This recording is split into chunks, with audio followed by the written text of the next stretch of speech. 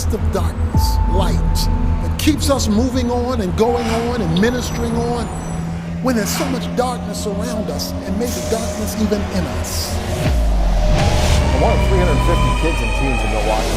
Big 5, almost 24 gang members were busted in Milwaukee. Dangerous drug dealing in the Milwaukee area. Is there light in the middle of this darkness? Is there light in the middle of this chaos? Is there light in the middle of this? And pulling out spiritual principles wherever. You know what I mean? This is pretty. My name is Frank B. Wood Sr. I am Executive Director of Genesis in Milwaukee, Genesis Lighthouse Ministries. It began with Ern Quakelar, who was the CEO and founder. Ern had a heart to focus on the prison demographic. After I took the reins in 2018, I began to think about bringing a housing component. Was the Lighthouse.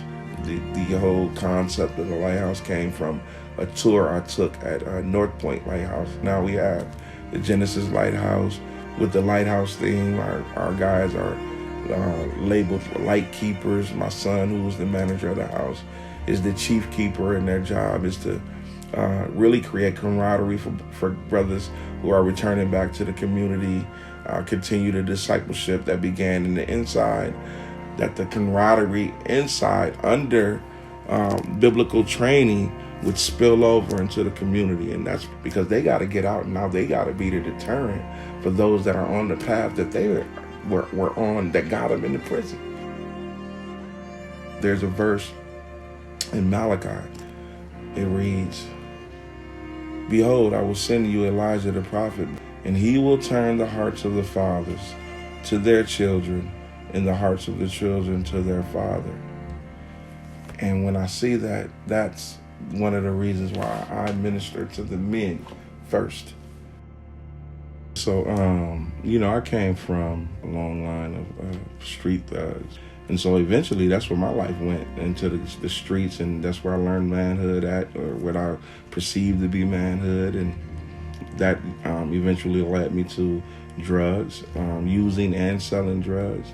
And so this one particular day, it was in the summer of 04, I had gotten a call from a gang member that was caught in a drug sting. I was arrested, and they took me to prison. The deal was, in that case, that they would give me 2 years of probation with a year stage sentence. And so when that happened, they just took me to prison. And so when I got in prison, the first thing I knew, like, hey, my grandmother's been speaking to me for years about Jesus. I could hear that. I could hear her voice. And so I started this relentless search for God's word, just looking for God's word. God began to lead me to guys that were really taking him at his word inside the prison, inmates, cellies that was serious about the Lord. And they began to disciple me there. I got baptized there. And that's where it happened at. It all happened in prison for me. And since then, man, I've been ministering to the community, because I know it's all about community. So I'm out, I'm witnessing to people. I'm trying to serve my community by being a light. God has opened up every door I've walked through. There's no way I should be going into prison and delivering the word to men that are where I was when I met them. It's amazing to see the life of Christ formed in individuals where I was. But we're looking to reinvent the same formula here in the first Genesis house for the next Genesis house, for the sole purpose of making disciples and shining our light in the darkness.